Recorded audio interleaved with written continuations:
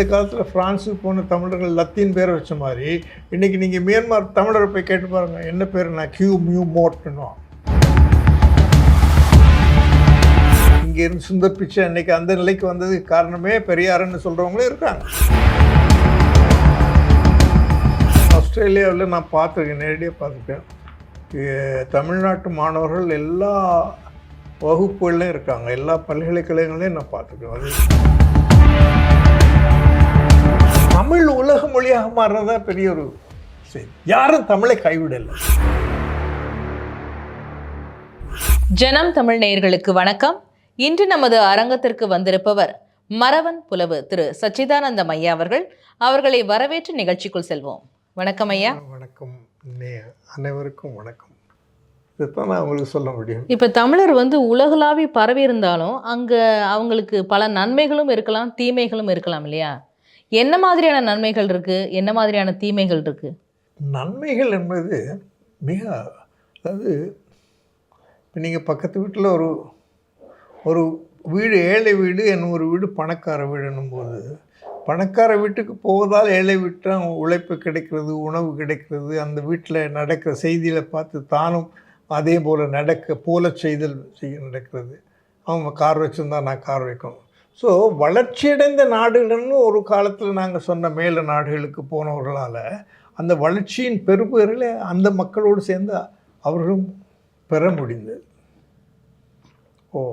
மலைய தமிழர்கள் இலங்கையில் இன்றைக்கும் ஒன்றுமே இல்லாமல் இருக்காங்க. வீடு கூட இல்லை, நிலங்கூட இல்லை, கேப்பாரட்டு இருக்கிறது உலகம். ஆனால் அப்படி இல்லை. மேல நாட்டுக்கு போன எல்லாருக்கும் அந்த நாடு வீடு உறுதி செய்கிறது, அடிப்படை வசதிகளை உறுதி செய்கிறது, கல்வி உறுதி செய்கிறது, மருத்துவம் உறுதி செய்கிறது, அவருடைய தொழில் வாய்ப்பு எல்லாத்துக்கும் அவங்க இது நன்மைகளே இல்லையா? தீமைகள் தான் நான் சொன்னேன். மலைய தமிழர்கள் இன்றைக்கி 200 ஆண்டுகளாக இருக்கிறார்கள். இலங்கையில் இருக்காங்க. பூர்வீக தமிழர்கள் அல்ல, வடக்கு கிழக்கு தமிழர் தாயகம் வடக்கு கிழக்கு 25,000 சதுர கிலோமீட்டர் கொண்ட அந்த தாயத்தில் உள்ளவர்கள் வேறு நிலைமை. அவருக்கு அவருடைய நிலங்கள், அவருடைய வாழ்க்கை முறை. ஆனால் 200 ஆண்டுகளுக்கு முன்பு நிலம் இல்லாமல் போன தமிழர்கள், அவர்களே 90 விழுக்காடு தமிழர்கள் நிலமே இல்லாமல் இருக்கிறார்கள். இந்த கொடுமை நம்ம யார்கிட்ட சொல்ல முடியும்? தீமையே இல்லை. இன்றைய உலகத்தில், அதாவது உலகம் அப்படி வளர்ந்துருக்கு, ஒரு வாழ்கிறதுக்கு வீடு கட்டுறதுக்கு நிலம் இல்லைன்னு சொல்கிற ஒரு மனிதன், அதுவும் ஒரு மனிதனில் ஒரு தொகுப்பான மலைய தமிழர்கள் ஏறத்தாழ 10 லட்சம் பேர் தோட்டத்தில் வேலை செய்து போட்டு வீட்டுக்கு போகணும்னு சொல்ல முடியாது. அதுதான் யாரோ கொடுத்த வீட்டில் யாரோ கொடுத்த ஒட்டு குடித்தனத்தில் இப்போ 200 ஆண்டுகளாக தொடர்ந்துருக்கிறது தீமையாக இல்லையா?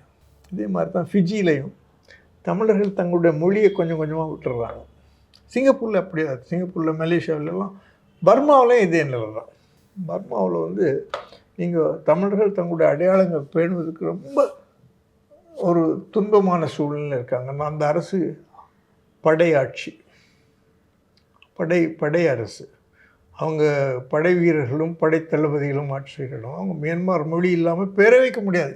அந்த காலத்தில் ஃப்ரான்ஸுக்கு போன தமிழர்கள் லத்தீன் பேரை வச்ச மாதிரி இன்றைக்கி நீங்கள் மியான்மர் தமிழரை போய் கேட்டு பாருங்கள், என்ன பேர்? நான் கியூ மியூ மோட்னுவோம். உன் பேர் என்ன? கியூ மியூ மோட்னா. ஏன் அப்படின்னா அந்த ஆட்சி பர்மிய மொழியில் பேர் வைக்கணும். தமிழில் வச்சுக்கலாம், சிவாஜி ராஜா. ஆனால் பர்மிய மொழியை படிக்கணும். அங்கே பர்மாவில் தமிழ் ஆட்சி மொழியாக இருக்கிற சூழ்நிலை இருந்தது. தமிழ் நாளிதழ்கள் வெளிவந்தன. தமிழ் மக்களுடைய வங்கி தான் மிக பிரபலமான வங்கியாக, செட்டிநாடு வங்கியாக இருந்தது. இன்றைக்கி தலைகீழாக அங்கே உள்ள தமிழர்கள் ரொம்ப துன்பப்படுறாங்க. பர்மாவில் துன்பப்படுறாங்க, இலங்கையில் துன்பப்படுறாங்க. இதை கேட்குறதுக்கு யார் இருக்காங்க? தமிழர்களுக்கான துன்பங்களை கேட்டு அதை போக்க வேண்டும் என்ற கண்ணோட்டத்தில் எந்த நாட்டை ஆட்கள் இருக்காங்க? நான் கேட்குறேன். மலேசியாவில் உள்ளவங்க பக்கத்தில் தான் பர்மா போய் வர்றாங்க, ஆனால் மலேசிய அரசு கேட்காது. சிங்கப்பூரில் தமிழ் தேசிய மொழிகள் ஒன்று. சிங்கப்பூர் முழுக்க தீபாவளி கொண்டாடி தமிழர்களுக்காக தான் தீபாவளி கொண்டாடு. அங்கே உள்ள தமிழர்களுக்கு அவங்க மகிழ்ச்சியாக வச்சுருக்கிறது என்னென்னலாம் செய்யணுமோ அதையெல்லாம் செய்கிறாங்க. ஆனால் பர்மா தமிழர்களையோ மலைய தமிழர்களையோ அந்தந்த நாட்டு அரசுகள் துன்புறுத்தி கொண்டே இருக்கின்றன. இதை கேட்குறதுக்கு ஆள் இல்லை. ஆனால் 250 ஆண்டுகளுக்கு முன்னால் தமிழர்கள் வந்து புலம்பெயர்ந்தாங்க. ஆனால் இப்போ 60-70 ஆண்டுகள்லேயும் புலம்பெயர்ந்துட்டு இருக்காங்க. இதில் என்ன வேறுபாடு? அப்போ போனதுக்கும் இப்போ போனதுக்கும்? இப்போ சமீபத்துலேயும் எல்லாரும் படையெடுத்த மாதிரி போயிட்டு இருக்காங்க ஃபாரின்க்கு எல்லாமே. எதுக்காக போகிறாங்க? ஒரு வேலை வாய்ப்பு தேடியா, இல்லை படிக்கிறதுக்காகவா? எதுக்காக மக்கள் வந்து அங்கே போயிட்டு இருக்காங்க? நாங்கள் இலங்கை தமிழர் போயிருக்க மாட்டோம். எங்களுக்கு எங்கள் மண்ணின் மீது உள்ள பற்று அதிகம், எங்கள் மண்ணின் மீது உள்ள தேசிய உணர்வு அதிகம். அங்கே நாங்கள் போராடி பார்த்தோம், முடியல. அப்போ இந்திய மக்களுக்கு அந்த பற்று இல்லைன்னு சொல்கிறீங்களா? இந்திய மக்கள் அப்படி போகலையே. இலங்கை மக்கள் அடக்குமுறைக்கு எதிராக நாட்டை விட்டு விரட்டி அடிக்கப்பட்ட மாதிரி இந்திய தமிழர் யாரும் விரட்டி அடிக்கலையே. இங்கேருந்து யாரும் படிக்க போயிருக்காங்க, அவங்க தங்க செலவில் படிக்க போயிருக்காங்க, வேலை தேடி போயிருக்காங்க. அமெரிக்காவில் சிலிக்கன் வேலியில் நான் சொன்ன மாதிரி ஒரு லட்சக்கணக்கான தமிழர்கள் அமெரிக்காவில் இன்றைக்கி இருக்கிறாங்க. அவங்க வந்து அடக்குமுறையை மீறி போனவர்கள் அல்ல. சில பேர் சொல்லுவாங்க, இங்கே உள்ள ஒரு பார்ப்பனியத்துக்கு எதிரான ஒரு பெரிய இயக்கம் நடந்தது, எனவே அவர்கள் இங்கேருந்து சுந்தர் பிச்சை அன்றைக்கி அந்த நிலைக்கு வந்ததுக்கு காரணமே பெரியாருன்னு சொல்கிறவங்களும் இருக்காங்களா இல்லை? பார்ப்பனியத்துக்கு எதிரான ஒரு இயக்கம் தமிழ்நாட்டில் நடந்த பொழுது பார்ப்பனர்கள்லாம் வெளியேறினாங்க. அந்த வெளியேறினவங்க அமெரிக்காவுக்கு போனாங்க. அது அடக்குமுறையால் வெளியேறினார்களா அல்லது சமூக நீதியை கொண்டு வருவதற்கான ஒரு புரட்சியில் அவங்க வெளியேறினா தெரியல. ஆனால் அவங்க வெளியேற காரணம் இருந்தது.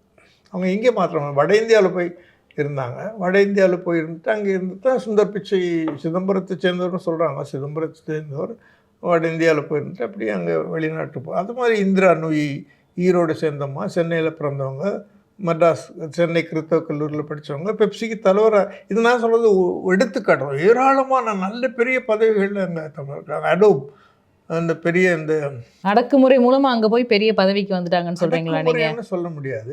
இப்போ இலங்கையில் அரசு அடக்குமுறை, இது ஒரு சமூக வெறுப்பு. இந்த சமூக வெறுப்பினுடைய அது ஒரு காரணம், அதை நம்ம மறைக்க முடியாது. சமூக வெறுப்பை ஏற்படுத்திய ஒரு சூழ்நிலை கடந்த 60-70 ஆண்டுகளாக தமிழ்நாட்டில் இருந்திருக்கு. ஒரு சமூகத்துக்கு எதிரான தொடர்ச்சியான வெறுப்பை தூண்டிவிட்ட சூழ்நிலை. அந்த சூழ்நிலையால் அந்த வெறுப்பை பொறுத்து கொண்டவர்கள் அல்லது இப்போ வெறுப்பை தாங்க முடியாமல் வெளியேறியவர்கள் எல்லா விதமான மக்களும் இருந்தாங்க. வெளியேறியவங்க தான் இன்றைக்கி அமெரிக்காவில் பெரிய பதவிகளில் இருக்காங்க. அதுவும் இங்கே போனீங்கன்னா நாராயணன் நினைக்கிறேன் அவர்கிட்ட பேர், அடோபனுக்கும் நிறுவனம் உலகத்தில் உள்ள எல்லா நீங்கள் வச்சுருக்க இந்த இது எல்லாத்துக்கும் அவங்க தான் இந்த ப்ரீமியர் ப்ரீமியர் தலைவர் தமிழர் நாராயணன், தமிழ்நாட்டை சேர்ந்தவர். இதெல்லாம் ஏன் நடந்தது? ஆனால் விரும்பி போனவர்கள் பலர், சமூக வெறுப்பு தாங்க முடியாத போனவர்கள், சிங்கள அரசுடைய அடக்குமுறையை தாங்க முடியாத போனவர்கள், இப்படியான ஒரு புலம்பெயர் தான் கடந்த 60 ஆண்டுகளாக நடக்குது. இப்போ செல்வ செழிப்பில் போகிறாங்க படிக்கிறதுக்கு. படிக்க போகிறவங்க இங்கே உள்ள செல்வ செழிப்பு தான் போகிறாங்க, அது சந்தேகம் இல்லை. நிறைய மாணவர்கள் இங்கேருந்து அங்கே போகிறாங்களே, அங்கே நல்ல கல்வி கிடைக்கும்னு போகிறாங்களா, இல்லை பணச்செலவு குறைவாக இருக்குன்னு அங்கே போகிறாங்களா? எதனால் போகிறாங்க மாணவர்கள் எல்லாமே? நீங்கள் அவங்க பெற்றார் தான் கேட்கணும், எனக்கு தெரியல. நான் பார்க்குற போது ஆஸ்திரேலியாவில் நான் பார்த்துருக்கேன், நேரடியாக பார்த்துருக்கேன். தமிழ்நாட்டு மாணவர்கள் எல்லா வகுப்புகள்லையும் இருக்காங்க, எல்லா பல்கலைக்கழகங்களையும் நான் பார்த்துருக்கேன். அது 6-7 மாகாணங்கள் இருக்குது. இங்கே கிழக்கில் மேற்கில் பெர்த் இருக்குது, கிழக்கில் சிட்னி இருக்குது, வடக்கில் டார்வின் இருக்குது, தெற்கில் விக்டோரியா இருக்குது, தன்சானியா இருக்குது. நான் தன்சானியாவுக்கு போயிருந்தேன், தஸ்மானியாவுக்கு போயிருந்தேன். அங்கே பார்த்தா இந்தியாவிலேருந்து வந்து தமிழ்நாட்டிலேருந்து வந்த மாணவர்கள் அந்த தஸ்மானியா பல்கலைக்கழகத்தில் படிக்கிறாங்க. அவங்க பணம் கொடுத்து தான் வந்திருக்காங்க. இப்போது எனக்கு புரியலையே ஏன் அப்படியான சூழ்நிலை வச்சு. நீங்கள் தான் கேட்கணும், எனக்கு எப்படி தெரியும்? நான் பார்த்தது சொல்கிறேன். எல்லா மாகாணங்களும் இருக்குது. அட்லைட்டில் இருக்காங்க, பெர்த்தில் இருக்காங்க, அது சார்ந்த ஊர்களில் இருக்காங்க, சிட்னி புறநகரில் இருக்காங்க, நல்லா இருக்காங்க. அவங்க இங்கேருந்து பணத்தை கொண்டு வராங்களா? முதல்ல பணத்தோடு தான் வர்றாங்க. அதில் ஒரு பெரிய வாய்ப்பு என்னென்னா, ஒரு மாணவர் இங்கேருந்து பெற்றாருடைய பயணச்சீட்டு முதல் ஆண்டு கட்டணம் எல்லாம் கட்டி கொடுத்துட்டா அங்கே போனதுக்கப்புறம் அவர் பகுதி நேர வேலை செய்யலாம். அவர் உழைச்சி இந்த கடனை கட்டிடுறார். இப்போ எது விரும்புவார்? அந்த வெளிநாட்டில் ஒரு சூழல், வசதிகள், வாய்ப்புகள், கல்வியில் ஒரு வித்தியாசமான அணுகுமுறை, அதே நேரத்தில் உழைக்கக்கூடிய ஒரு வாய்ப்பு. நீங்கள் அங்கே உள்ள பரமெட்டான்னு சிட்னியில் ஒரு இடம் இருக்குது. படித்து கொண்டே வேலை பார்க்கக்கூடிய ஒரு சூழல் அங்கே இருக்கு இல்லையா? இங்கே அந்த மாதிரி இல்லை. அங்கே போய் ஒரு ஒரு இந்த எல்லாம் பல்பொருள் அங்காடி சூப்பர் மார்க்கெட்டில் போய் பார்த்தீங்கன்னா நம்ம பிள்ளைகள் நிறைய பேர் இருப்பாங்க. பகுதி நேர வேலை, ஆமாம், பார்ட் டைம் ஜாப். 3 மணி நேரம் கல்லூரியில் படிப்பான், பல்கலைக்கழகத்தில் படிப்பான், அங்கே வந்து வேலை செஞ்சுருப்பான், போயிடுவான் திரும்ப. அந்த பணம் அவங்களுக்கு போதும். அதுக்கு அந்த அரசாங்கம் அனுமதி கொடுக்குது. படித்துக்கொண்டே வேலை செய்துகொண்டே படித்துக்கொண்டே வேலை செய்துகொண்டே உழைத்து கொண்டு இருக்கலாம். அது மாதிரி 2 ஆண்டுகளுக்கு அங்கே தொடர்ந்து படிப்பு முடிந்ததும் அடுத்த 2 ஆண்டுகளுக்கு நீ விரும்பினால் அங்கேருந்து வேலை செய்யலாம், உழைக்கலாம். அப்போது இங்கே செலவு செய்த பணத்தை முற்பணமாக பெற்றோர் செலவு செய்த பணத்தை விட 3-4 மடங்கு அவர்கள் திருப்பி இங்கே அனுப்ப முடியல. இப்போ அது ஒரு அதை எதை விரும்புவீங்க? அதை விரும்புவீங்களா? இல்லாட்டி இங்கே உள்ள 544 பொறியியல் கல்லூரிகள், 20க்கு கூடுதலான மருத்துவக் கல்லூரிகள், சட்டக் கல்லூரிகள், வேளாண் கல்லூரிகள், பட்டய கணக்காளர் படிப்புகள் இங்கே படிக்கிறாங்க, ஐஐடிக்கள். இதில் ஒரு போனாலும் ஒரு சிலர், அது ஒரு 100 மாணவர்களில் 10 பேர் தான் இப்படி போவாங்க. பெலாரஸில் நிறைய பேர் படிக்கிறாங்க. எனக்கு தெரியக்கூடிய இந்த கிழக்கு ஐரோப்பிய நாடுகள், பெலாரஸ், உக்ரைன், அங்கே இருந்த அந்த பகுதியில் உள்ள பல நாடுகளில் அவங்க மருத்துவக் கல்லூரி. இப்போ பாருங்கள், தமிழ்நாட்டில் அது நிலை இருக்குது தானே. நீங்கள் சொல்கிறீங்க இங்கேருந்து போகிறாங்க. Vellore institute of technology, VIT இருக்கு. சீன மாணவர்கள் படிக்கிறாங்க, மலேசிய மாணவர்கள் படிக்கிறாங்க, ஜப்பானிய மாணவர்கள் படிக்கிறாங்க. இப்போது இதுக்கு என்ன காரணம்? பெலாரஸ் மாணவர் படிக்கிறாங்க, ரஷ்ய மாணவர் படிக்கிறாங்க. இங்கே இருக்கிற கல்வித்தரம் நல்லா இருக்குன்னு அவங்க இங்கே வர்றாங்க. இது இந்த உலகம் உருண்டைன்ற மாதிரி வந்து சுருங்கிட்டு நம்ம தொடக்கத்தில் சொன்னேன்ல, முன்ன மாதிரி இல்லை உலகம். நினைத்த நேரம் வெளியே போகலாம், நினைத்த நேரம் வரலாம், தொடர்புகள். இப்போ நீங்கள் வீட்டிலே உங்கள் கணவனோடையோ உங்கள் மனைவியோடையோ உங்கள் பிள்ளைகளோட பேசுகிற நேரத்தை விட உங்கள் கைபேசியோட தான் உங்கள் நேரம் அதிகம் போகுது. அது ஏன் செய்திகளும் கைபேசியில் இருக்கு. இப்போது அதனால் உலகம் சுருங்கி இருக்கு. இது இவ்வளவு மாற்றம் வந்த பின்பும் தமிழ் உலக மொழியாக மாறுறதா பெரிய ஒரு செய்தி. யாரும் தமிழை கைவிடலை. யாருமே புலம்பெயர்ந்த தமிழர்கள் எங்கே போனாலும் தமிழோடு வாழ்கிறார்கள், தமிழராக வாழ்கிறார்கள். தமிழ் கல்வியை வார இறுதியில் எல்லா நாடுகளையும், நான் இருக்கிற 44 நாடுகளையும் வார இறுதியில் தமிழ் பள்ளிகள் நடக்கின்றன, சைவ பள்ளிகள் நடக்கின்றன, திருமுறைகளை பாடுகிறார்கள். இதெல்லாம் இது எப்படி பார்க்க முடியும்? நீங்கள் தமிழ் உலகமயமாயிட்டதே இல்லையா? இன்றைக்கி இந்த இணையத்தில் நீங்கள் தமிழில் என்ன இல்லை? தமிழில் என்ன இல்லை இணையத்தில்? தமிழ் மொழியில் என்ன இல்லை இணையத்தில்? தமிழ் மொழியை வைத்துக்கொண்டே, இணையத்தை வைத்துக்கொண்டே வாழ்க்கை ஓட்டக்கூடிய அளவுக்கு தமிழில் தேடல் இருக்குது. தமிழில் எதையும் தேடலாம், அது பொருள்களை வாங்கலாம். தமிழை பயன்படுத்திய வாழ்க்கை ஓட்டக்கூடிய அளவுக்கு தமிழ் உலக மொழியாக இன்றைக்கி மாறியதுக்கு காரணமே இந்த 250, 60, 20 ஆண்டுகளாக நான் சொல்கிற அந்த காலகட்டங்கள். கடந்த 20 ஆண்டுகளாக மாணவர்கள் தொழில் சார்ந்தவர்கள், 60 ஆண்டுகளாக அடக்குமுறைக்கு எதிராக போனவர்கள், சமூக புரட்சிக்கு எதிரான போனவர்கள், மாற்றாக இடம் தேடினவர், அடக்குமுறைக்கு எதிராகவும் சமூக புரட்சிக்கு மாற்றாகவும் இடம் தேடினவர், 250 ஆண்டுகளுக்கு முன்பு ஆங்கிலேயருடைய அடிமை வாழ்க்கையில் போனவங்க எல்லாரும் சேர்ந்து ஒரு நல்ல காரியத்தை செஞ்சுருக்காங்க. தமிழை உலக மொழியாக, பூமி பந்தெங்கும் தமிழ். எங்கே தமிழ் கேட்காத இடம் இல்லை. அது இணையம் வந்த பிறகு இங்கே லியோ படம் அண்மையில் ஏதோ ஒரு படம் வெளியிடுதுங்க, எங்கெங்கெல்லாம் வெளியிருக்காது.